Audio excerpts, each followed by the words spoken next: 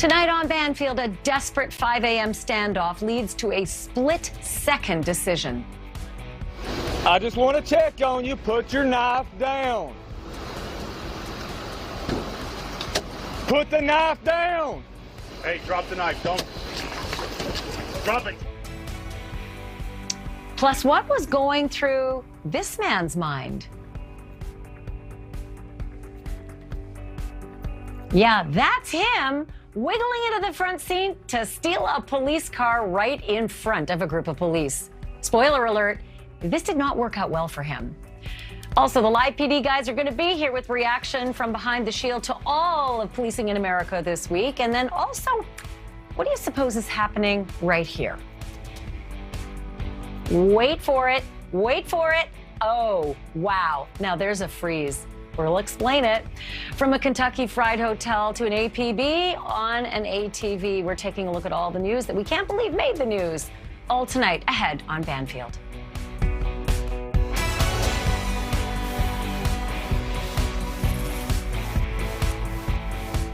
Welcome to this Friday night edition of Banfield, and what a week it has been.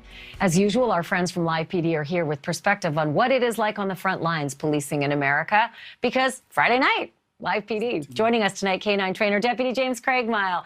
Sheriff Mark Lamb is also with us. He is also the face of American Sheriff Network. And from the Richland County Sheriff's Department, Sergeant GARO Brown. Guys, great to see you. I hope you're having a great summer. I've missed you these past few weeks. I know. Glad to be back, Ashley. Thanks for having me. Okay, let's get right to it. And I want to start with something actually pretty serious. I want to take you right to Montgomery County, Maryland, outside of Washington, D.C. A McDonald's employee calls 911 because there's a guy in the drive-thru at the window and he will not move. So then police get that information and they arrive and they see a handgun resting on the passenger seat. I want to take a look now at the video, but I do want to warn some viewers you may find this disturbing. Here it goes. Put your hands up. 4 Robert 32, send him priority. I got a guy, gun on the front seat. I got him at gunpoint in the drive-thru. Keep your hands up. Robert 33, 22 direct party response now. Unlock the door with your left hand. Right. 4 Robert 32, he's sitting in the car. The gun is on the passenger seat. I'm backing up. He's unresponsive. He's awake, but he's not listening to my commands. 4%. He's up.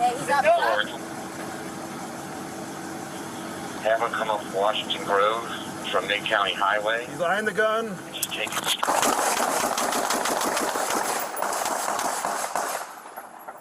Shots fired, shots. That is so distressing to see how that ended. Guys, I want to give you a few more details here before we talk about it. This happened for 30 minutes. This entire standoff took 30 minutes. The guy in the seat was 21-year-old Ryan LaRue. He had raised his gun, so that's important to know. And what's really interesting is that police dispatch had actually called him, and they had pleaded with him on the phone to comply. So first off, Sheriff Lamb, your reaction to sort of just the whole 30 minutes until that final, gunfire that killed him. My reaction is I watched this whole video, and these guys did everything they could to try to diffuse this situation, to try to get this subject out of the vehicle in the most peaceful manner possible. The dispatchers called him. The other officers arrived on scene. They did everything they could to end this appropriately, and unfortunately it did not end that way. And it's sad to see because these officers have to live with this as well. So in the end, this was bad all the way around, but I think these officers did a great job and took every precaution they could. Yeah, it's hard, listen, if you're not walking in those shoes, it is really hard to know if this is a case of someone who's mentally ill or if there's a drug issue here. I am curious, though, about the initial contact that was made when the police actually arrived on the scene. So I just want to play that. Of course, Monday morning quarterbacking is unfair. But we do have video, and it's all we can show. So let's just show that first contact, and then I'm going to ask you guys about it in a second. Take a look. Put your hands up. 4 Robert 32, send him priority. I got a guy, his gun on the front seat. I got him at gunpoint in the drive-thru. Keep your hands up! So, Deputy CRAIGMYLE, I want to ask you about that initial encounter. For me, I'm a layperson. I see a guy who's almost reclined on his phone. Yes, there is a handgun on the seat beside him. But I think if anybody saw a gun pulled on them right away, it might escalate the situation. Is that protocol? Could that have been done differently?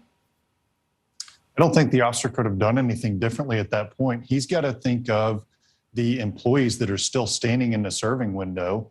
He's got to think of, what's this guy going to do? He could easily drive off. He could easily grab that gun. And whenever you see an individual that is as calm as this guy in the driver's seat, that's laid back, he's so calm. That's a very unnerving feeling for somebody whenever you're trying to get them to comply with what you want them to do. So the officer's having to think about the civilians that are in McDonald's. He's having to think about his safety, and he's having to think about what is the possibility of this guy pulling this gun on me. And then the officer's got to, at some point, retreat to cover. So he's got a lot going on. Him or her has a lot going on in their mind in the short moments.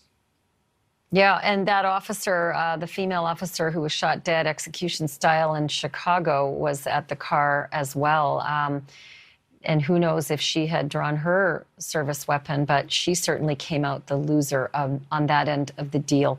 All right, I'm going to switch gears completely. I want to take you to Bay City, Michigan, where maybe we can just exhale and maybe even enjoy a laugh at this next one because it's so stupid. And at the end, nobody was hurt, which is always, what we hope for. 22-year-old Rockyon, by the way, Rockyon, what a name. Rockyon Poole, he'd been placed in cuffs and was put in the back of a Michigan State Police SUV. But watch what's going on here. He had been driving a friend's car with a suspended license. That's not a felony necessarily, right? But what he's about to do sure is.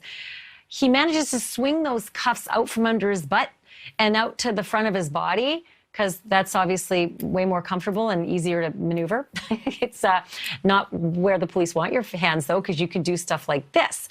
You can climb over from the back seat to the front, and you can be in the driver's seat of the police cruiser, like Rockyon decided to do. But then he had a decision to make. He had a decision to make as to whether, when he got into the front seat, what was he going to do about it? And it turns out he chose to flee the scene in the police car with the cops watching, with his two friends behind, and with the police holding onto his driver's license. Shocking that this mastermind was actually eventually caught. Sergeant, what was I thinking? You are not Corporal Brown. Sergeant GARO Brown. It's nice to hear that. What the heck? Is this the kind of thing that police laugh at but then jump into action, or do they jump into action and laugh later? Well, it's definitely serious at the time, because you don't know what this individual's, intentions are. I've even seen, them get through the little window in the partition of vehicles. So this is certainly not the first time I've seen this happen. I'm certainly not very flexible. I could never do that. But I've seen them slip out of handcuffs, get through the partition. A lot of times they'll try and get out of the car and just flee. This guy decided he was going to steal the whole patrol car with the lights going and everything. So I understand it took him a little while, I think the next day or so, to catch him, but it wasn't a very smart decision. GARO, it took 2 days to catch him. Can you believe it? Mark Lamb, when you finally do catch up with a guy like that, it turns out there's even more to the story. So they found multiple glass pipes in the car that he fled, right, before he decided to take this joyride. 2 days later, they catch him, he's riding a bike, but he attempts to flee again on the bicycle before they knock him off. And then he's charged with 4 counts of assaulting, resisting, and obstructing police.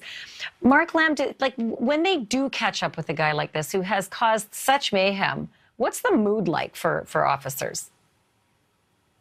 It kind of depends. Sometimes it's a little bit jovial because you finally caught him.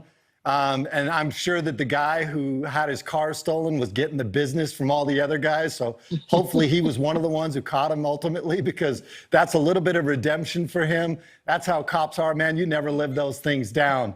And he lived up to his name. His name is spelled like rock on, rock on. So this guy, he fought to the very end. I'm glad nobody got hurt. But I think it was a little bit of vindication for that guy who had his car taken. Right, that's got to be a ribbing back at the shop, right? When your cruiser gets ripped off, I can't even imagine how long that's going to go on for. And just on the record here, Garrow Brown, I think you said something about not being flexible. I'm just going to go out on a limb and say I don't think you would have fit through that little space between the headrest. No, and the jaws of life to get him out of there. Yeah, I wasn't going to go there, but I think you're right. Garrow Brown, you don't want to meet up with him, I'm telling you. Let's set a party. Okay, all right. I want to switch gears again, and I'm going to go back to the serious. I want to go to Bay City. Actually, no, 3 Washington, D.C. officers.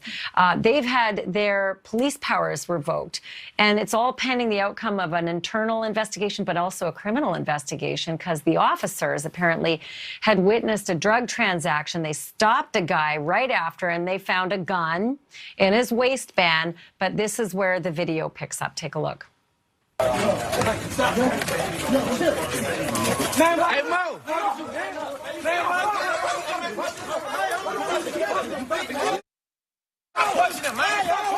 Guys, back up! Why you punching? Why you punching? Why you punching? Why you punching? No, you're not! No, you're not!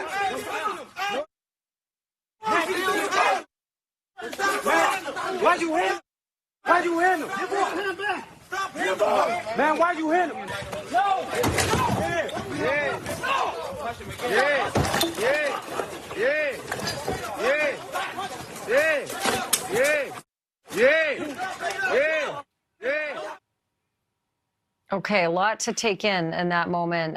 You can see, Deputy CRAIGMYLE, that the witnesses are throwing garbage at the police while this is happening. And, you know, we don't know what happened prior to this video rolling. That's also important to know. But CRAIGMYLE, there's like some serious punching going on, and it upset the police chief there. Should it have? You know, this one's a touchy subject here because these officers, did they have the proper tools to effectively get this guy into custody, to put him into handcuffs? I find it hard to believe that we had to go to striking this individual in the face unless we didn't have a good pat down on him. But you can clearly see that there are 2 officers that are holding him at bay against that chain link fence there.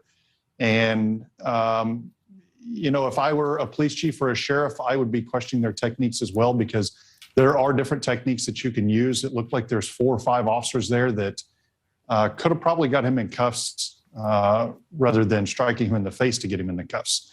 But again, we don't know what happened before this video, and I don't know what tools or weapons they had. Did they have a taser? Did they have mace to try to get him into custody? Yeah, a couple things. The chief there, Robert Conti, said he was, quote, embarrassed, disturbed, and disheartened and ashamed. And apparently this is being referred to the U.S. Attorney's Office as well. So that investigation will continue on that one. Guys, I have so much more I want to ask you about. When we come back after the break, we are going to the dogs because CRAIGMYLE's here. So I'm going to ask you a little bit about some really cool stuff that's going on with the dogs. And then I'm going to get CRAIGMYLE to weigh in specifically on what's going on with the dogs. We're back with the guys from Live PD right after this.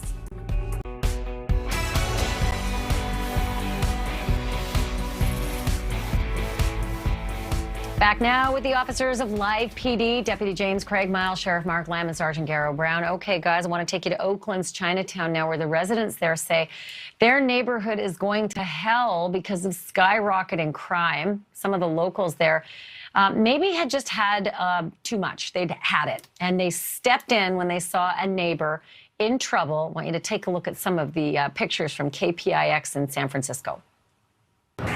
Caught on a surveillance camera, the robbery began when a pair of men hopped out of a car to grab the purses of 2 women on the sidewalk. 2 young men intervene and begin struggling with the robbers. That's when the guns come out. One young man falls to the ground as the struggle continues. Finally, both assailants, who each held handguns, jump back in their car and drive off. Garro Brown, one of those vigilantes, or I mean, saviors, heroes, whatever you want to call them, he got, I think, shot in the arm. And I always hear you guys say, look, I know you want to help, but this isn't the place to help when people are armed. I would suppose that video is proof. Yeah, actually, that's a tough one because, a lot of guys, especially seeing a woman, being attacked, these two women, innocent women are getting attacked by these guys. It's hard to just stand by and watch it happen, but this was almost the worst case scenario, being that these guys were both armed with handguns. And it just, luckily, and I know I say luckily, he's still shot, but it was, an arm, wound and wasn't fatal, so I understand where they were coming from, trying to, come to the aid of these two females getting attacked by these guys. But we always, kind of, go against, advise to be careful, especially. Right, especially when there's weapons involved. I should mention, Mark Lamb, that these two muggers have not been caught yet. Bay Area has had a huge defund the police movement. Oakland City Council voted not to defund the police per se back in June, but they did allocate a lot of money, like $18 million from the police budget to other crime prevention methods like alternative crisis responders and youth employment programs. Do you think that that's going to have backlash when you see the rising crime rates like that? Absolutely. We've seen it across this country, the defund the police movement, wherever they've cut police services, they've seen a huge increase in crime, and you're going to continue to see these things on the streets of America in cities where they want to defund police. Most of those, they've quietly refunded all those police departments and actually added to the budget. The mainstream media just doesn't want to highlight that because they've been failed policies. So yeah, absolutely, this is a byproduct of it. And you know what? I agree with Sergeant Brown, which, by the way, congrats, Sarge. But I agree with Sergeant Brown. In this case, we need more men that will step up and protect women. All too often, yes, it's good to be a good witness, but all too often I see people that should have intervened and didn't. It's the right thing to do, and sometimes you do get hurt. That is, that's life. But kudos to these guys for jumping in. That's pretty brave. All right, I'm going to switch gears here. Every dog definitely has its day, but if this next story is true, I am about to introduce you to two dogs who deserve their own month. I want you to meet Hunta, the Black Lab, and Duke, the Golden Lab mix. According to the Bristol County, Massachusetts Sheriff's Office, these canines have been trained to sniff out and detect, you ready for this? COVID-19.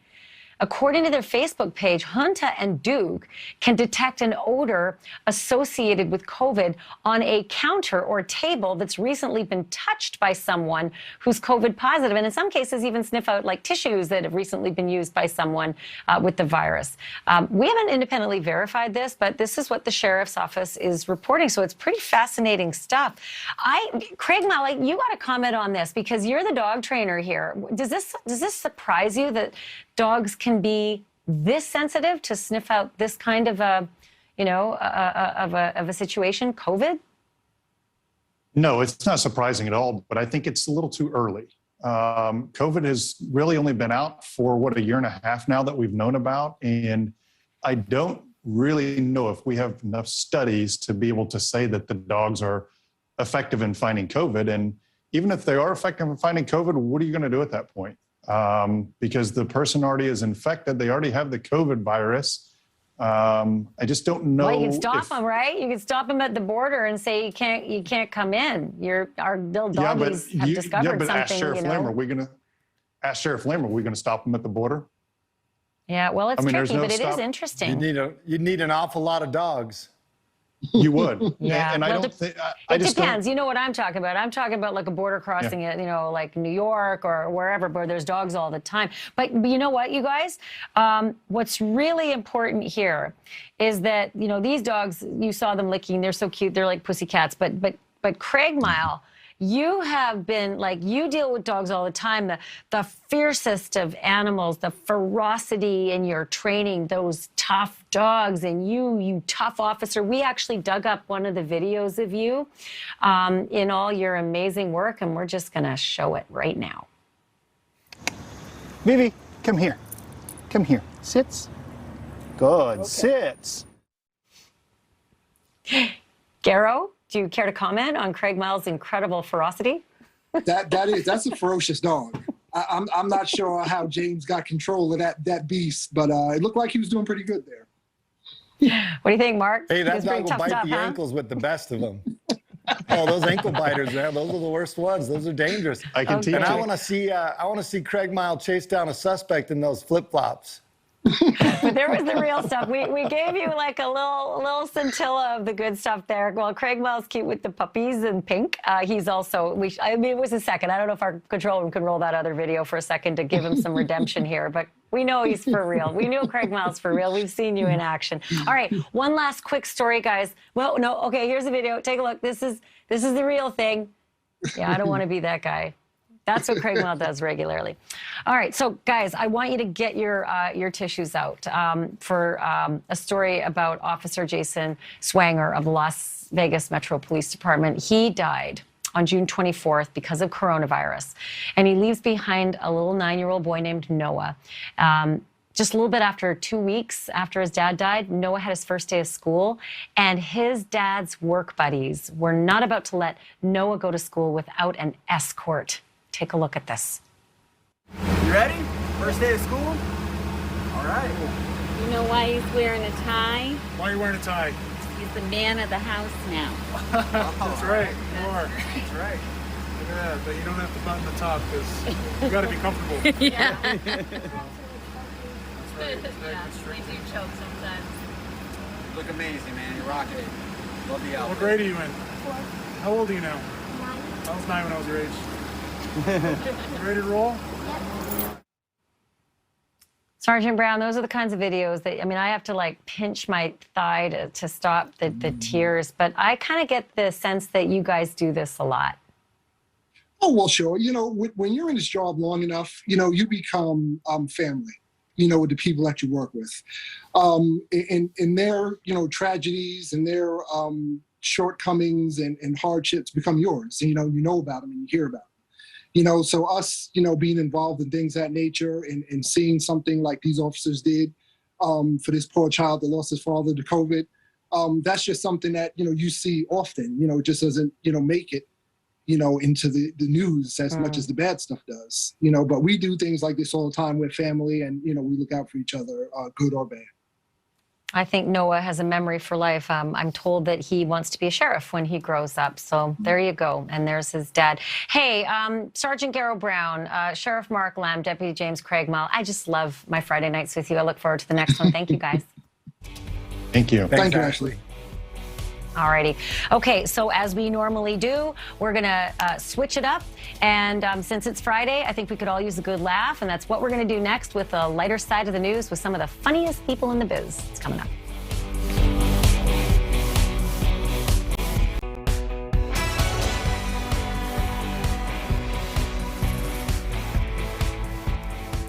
Of course, since it's Friday night, it's time to take the big exhale, take a look at the lighter side of the news from the whole week, because there was a lot of it.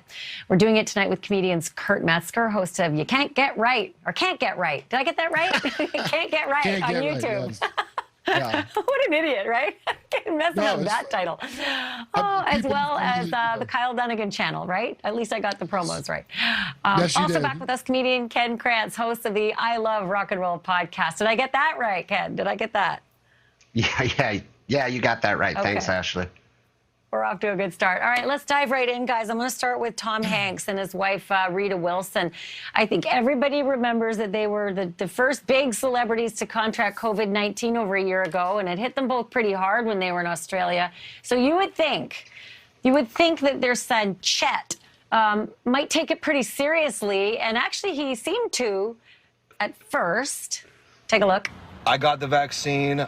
I think everybody should. I think it's really important, like, that we all do this just as, like, citizens, as Americans. We have to look out for each other and get this under control, guys. So, like, I suggest to all my followers, you guys set an appointment and get the vaccine first thing. Psych! If it ain't broke, don't fix it. I never had COVID. You ain't sticking me with that needle. It's the flu. Get over it, okay? If you're sick, stay inside. I'm tired of having, okay? Why are we working around y'all? If you're in danger, stay inside. I'm tired of wearing a mask. I'm scared right now. I'm actually kind of scared with that reaction. I don't know what to make of it. Let me start with you, Kurt. What do you think Tom and Rita are thinking right about now? He tricked me. I thought he was giving a message about vaccines, and I don't know. I think they were already incredibly proud that their son had become a rapper, so this probably just adds to the sense of pride and achievement. What do you think, Ken? Pretty.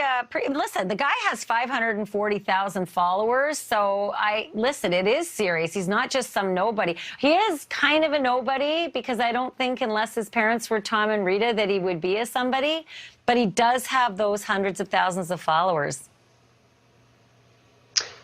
I think Chet Hanks is an American success story. I think Tom Hanks has so much money that this kid was allowed to be this dumb his whole life, and good for Tom Hanks for making it. The most surprising thing about this story was that he got upset at a Barnes & Noble's when they asked him to put his mask on. So the fact that he can read amazes me, because if I had his money, my kid would know how to read. Aren't you happy he's reading? It's the irony of it all, right? Just the fact that these famous parents basically handed him his title and then got COVID, and he's making fun of it. And by the way, his 540,000 followers is still 100,000 shy of the number of Americans that have died from COVID. So yeah, Chet, I'm sure you're terribly proud. Let me switcheroo to Oklahoma, where a guy named Lucas Strider, and by the way, Lucas Strider's got the best name ever, he was arrested for trying to steal copper wire. And while he was being transferred to the jail, he escaped the police car and decided to run on foot while handcuffed, no easy feat. And, you know, I don't know if he decided that running is not going to be as fast as the police tailing you in a cruiser. He then allegedly decided to steal not a car, not a bike, but check out KFOR Oklahoma's coverage of what he did decide to steal. Police releasing dash and body cam footage of the start of their pursuit. We're at Emerald Certified. He's cutting through the parking lot of the Casey's here. At a mile up, cutting through oncoming traffic and into a bank parking lot, and then behind a church. Chopper 4 following closely along as Strider led police north to Logan County.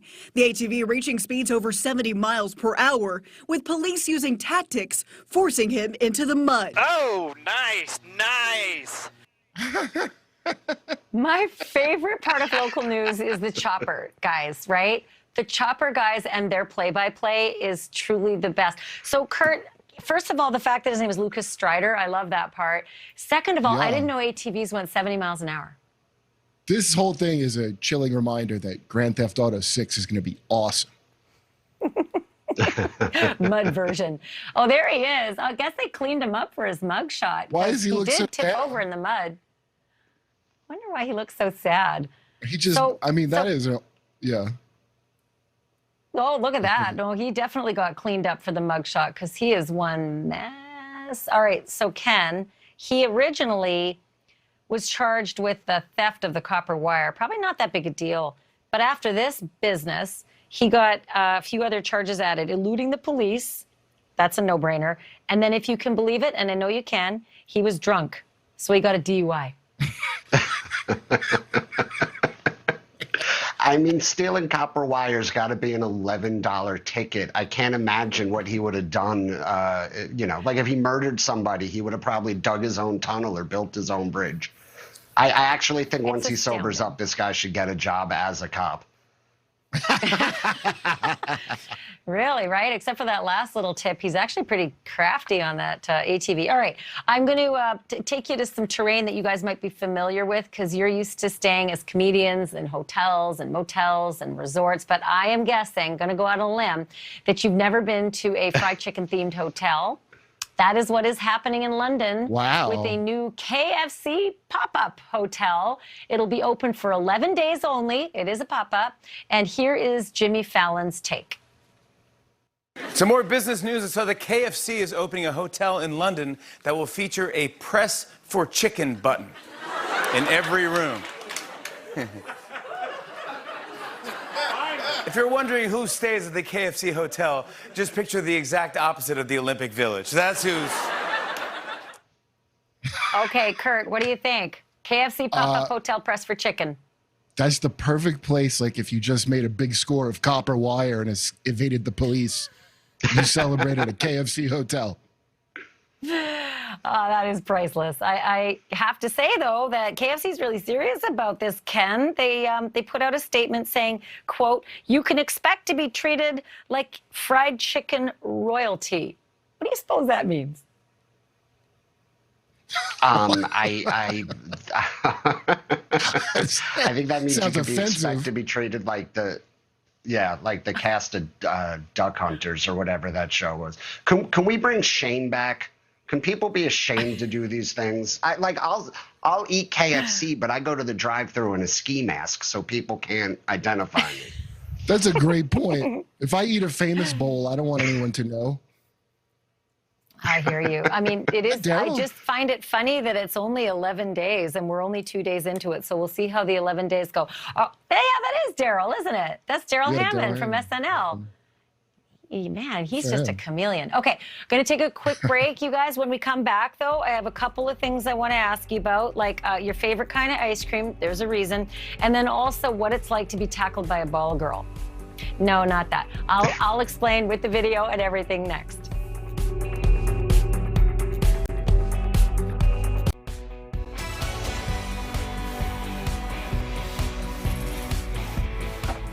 Back now with comedians Kurt Metzger and Ken Krantz. All right, you guys, everybody loves Winnie the Pooh, right? Or at least you think they would. What about that mischievous friend of Winnie the Pooh's, Tigger? Does everybody love Tigger? Because we found one neighbor who is not such a fan, and she's seemingly feeling a little tiggered. Take a look. How are you? I'm good. How are you? I want to talk about this Tigger's flag. Okay. I don't like it. Okay, why not? And we have rules. I don't want to have to go find out what they are, but it makes it look tacky. Welcome. Makes the neighborhood look tacky. It doesn't, but that's okay. Huh? I said it doesn't, but it's okay. You're allowed your opinion. Okay. So this was the offensive flag. Yes, it is Tigger from Winnie the Pooh. Can you believe it? I mean, Kurt, can you imagine someone walking up to your door just saying, I don't like it? So, you know, the flag back no. there on your front lawn. I'm not even What would comfortable saying the Tigger in this day and age. It's very awkward. I don't understand why. She didn't. It just looks tacky. I thought maybe it's going to be something. You know, you can't have it next to an American flag. Like, you know, Winnie's not welcome in China. Tigger is our There you version. go. She just, she just didn't like it, didn't know what the rules were, but didn't want to have to look them up. So, Ken, I was shocked at the woman with the, you know, the cell phone camera. She seemed so calm and polite. I'm not sure what you would have done. Yeah, she was super calm about it. Obviously this lady's a little crazy, but also just as crazy to me, I read the article, people all across America bought Tigger flags. That'll show them. And it's like that'll show who? This one very specific lady who lives in one neighborhood in America. So it's not weird to have then- the Tigger and Winnie the Pooh flag. Right. And then 20 years from now, when it comes out that Tigger said something bad in the 40s, everyone's going to be burning those flags. There you go. All right, this is a sports story that is really fun. We've all watched the, you know, pro sports on TV, and we've seen that total, like, moron, you know, the guy that decides he's going to run onto the field and be a hero, and usually he gets tackled by security while the fans cheer. Well, it started that way at Dodger Stadium this week, but then there was one little hiccup that the runner didn't expect. Take a look.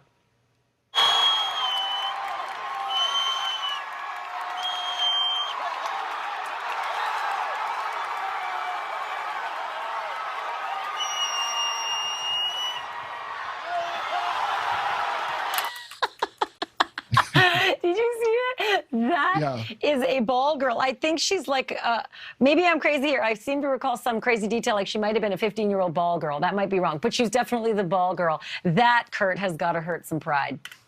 I thought a ball girl was like a new gender identity. I didn't even know that was a thing. I think that guy's momentum just I don't give it to her that she tackled him. She kind of just tagged him on the butt as his own momentum because that guy was moving. I'm more impressed with how many people that guy jumped over. I'm more impressed with the guy in the field, to be quite honest. Look at him move. Are you now? Well, don't you think, though, Ken, that he was thinking he's going to have this video forever to show all of his friends, but that all of a sudden it's like, yeah, but it ended with a girl, the ball girl taking you out. Yeah, well, that should be. I don't even think they should write this guy a ticket. I think having that video for the rest of eternity is punishment enough. And the only way you can make that video funnier would be to play Benny Hill music in the background. Oh, I can't believe we didn't think about that in advance. That would have been perfect. You know what? Maybe on the replay we'll pipe some Benny Hill in, because you're absolutely right. And then like have one of those whoops, when the ball girl, ba-donk. There you go. Okay, I'm moving on to the take me out to the ballpark ice cream story. I don't know what your favorite ice cream is. Mine is salted caramel. I don't think that's weird, but I do want to ask if you would ever try the thing that you're about to see from KPRC in Houston. Take a look. Marble Slab Creamery's new limited time only Cheetos Flamin' Hot Ice Cream and Shake. The mashup is available in stores nationally through the end of September. Kurt, Flamin' Hot Cheetos ice cream or shake on the menu for you? No, what am I, pregnant? Why would I enjoy those flavors?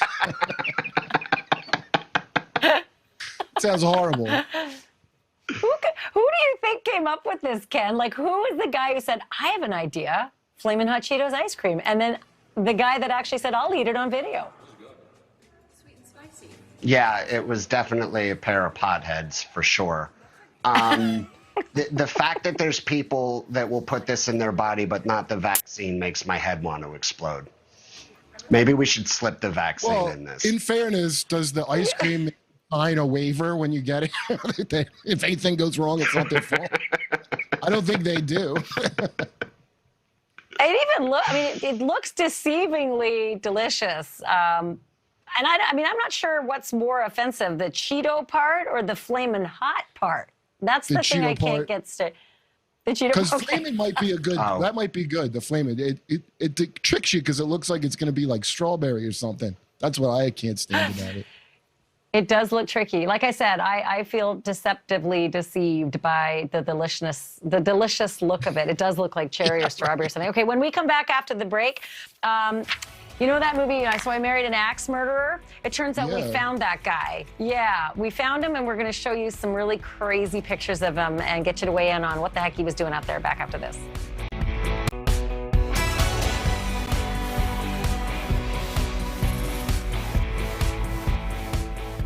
We are back now with comedians Kurt Metzger and Dan Krantz. You guys both make your livings in, places like New York and LA, and those are places known for some pretty serious road rage. But I do want to take you to Washington State because I don't know that I've ever come across a road rage case like the one I'm about to show you. So we're rolling the tape. The guy in the Jeep drives over the divider to get away from another driver who happens, have a handy-dandy dash cam rolling. But what's really important about this video is what happened right before. And here's the before video. The guy had stopped his car and gets out and hurls. Whoa. Yeah. He hurls an axe. An axe. It's unbelievable. It shatters his windshield. Look at that. It's worth actually slowing this down and seeing it in slow motion because you can freeze it and you can see clearly it is it looks like an ice. Like an ice axe, like a climber's axe, Oh, wow. But it's creepy. Yeah, that's what happened to this driver. And apparently I think it's a Jeep there, the axe guy's a Jeep. He had cut him off. And this is how he decided to sort of exact his revenge and then just calmly get back in and just drive off. And then just cross up and over the divider and off he goes. Goodbye. It's a bit crazy, Kurt. It's not a bit crazy. It's completely crazy. What do you make of a guy like that? Be an Avenger, because that's like a mighty throw. That's more useful than a bow and arrow guy. I read the article. It said he was already on the run. He was wanted by police. Like when I'm being pursued by cops, I usually cut down on my hammer throws, just because it draws heat. Same here. It's true. You know, Ken, it's right. Kurt said that they tracked him down, and it turns out he was already in jail. 3 days after the incident, he was already in jail on multiple felony charges. I suppose that's not surprising given the video evidence. No, I don't know whether to be terrified or impressed by this gentleman. But also, I think that the guy who had the axe thrown at him should just be very happy the economy is doing as bad as it is, because that probably would have been a gun under better times. Right. Like all this dude could afford is an axe. They can't even afford gun rage anymore. The price of bullets is ridiculous.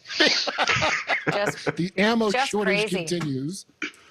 It's like the Olympics, street gang style, right? Hammer throw, axe throw. Okay, I'm gonna do a last one here because I'm gonna squeeze this in before the end of the show. I think you guys all saw the big news about Andrew Cuomo, resigning, saying he's gonna exit as governor of New York. But then after the resignation announcement, obviously following the accusations of sexual harassment by a multitude of women, a lot of people are actually talking about the actual exit that day, like when he decided to get onto a helicopter and fly off. I want you to take a close look at the video and tell me if you notice anything interesting given the story and the company he keeps. So take a peek.